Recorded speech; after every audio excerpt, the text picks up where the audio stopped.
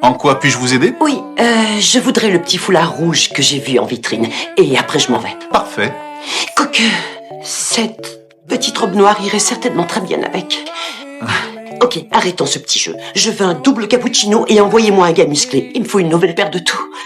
Après que Carlos ait accidentellement tué son beau-père. Il a quitté son travail à $1 million par an pour éviter d'attirer l'attention. À cause de cela, la famille commence à manquer d'argent. Gabi décide de retourner travailler. Elle prépare son CV et prend rendez-vous avec un agent de carrière. Carlos est fier de voir sa femme prendre les choses en main pour la famille. Gabi est pleine de confiance. Elle pense que si elle travaille dur, elle pourra un jour gagner $1 million par an. Mais lorsque Gabi demande audacieusement un salaire des $1 million et de longues vacances, l'agent de recrutement pense qu'elle est folle. Hélène n'a qu'une expérience de mannequin. Et Hélène n'a pas travaillé depuis 15 ans. Même si elle retourne au mannequinat, elle ne peut pas rivaliser avec les jeunes nouveaux talents. Gabi essaie quand même de se défendre. Vous n'avez pas fait d'études, vous n'avez aucun diplôme et vos seules références sont des photographes et de vieux chanteurs de rock. Avec ça, trouver un emploi, c'est carrément impossible. Qu'est-ce que je fais, moi, maintenant? Commencez à planifier vos vacances d'été. Se sentant frustrée, Gabi va dans un grand magasin pour se remonter le moral en faisant du shopping. Devant tout le monde, elle montre parfaitement son sens de la mode. C'est tellement difficile à porter qu'on ne l'a jamais exposé. Peut-être qu'on devrait l'aider. Ne bouge pas.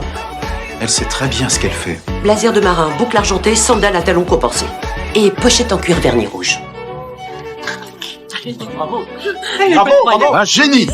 Un génie. Bravo. Quand Gabi rentre chez elle et sait ses nouveaux vêtements, Carlos la voit soudainement. Elle cherche une excuse, mais Carlos elle interrompt. Ce sac, qu'est-ce qu'il fait planquer sous le lit? Ça, c'est un cadeau pour une femme. Gabi, tu dois tout rapporter. Malgré tout, Gabi veut garder les vêtements. Quand Carlos lui demande pour son travail, Gabi commence à se blâmer elle-même. Elle dit qu'Hélène n'a pas de diplôme et qu'Hélène est plus jeune. Qu'Hélène n'a aucune compétence réelle en dehors du mannequinat. Et qu'elle pense décevoir Carlos. Mais Carlos la rassure patiemment. Tu es une femme brillante. Tu trouveras quelque chose. Un boulot génial. Mais en attendant, tous ces vêtements doivent repartir. Est-ce que tu veux bien nous laisser seuls?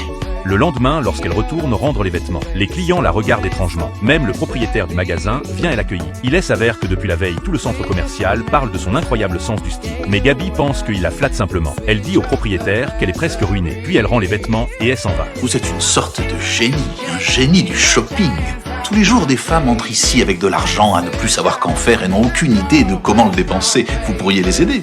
Je sais pas. Les employés ont 40% de réduction. Bienvenue chez Cumberlist. Je m'appelle Gabrielle. Je peux vous aider?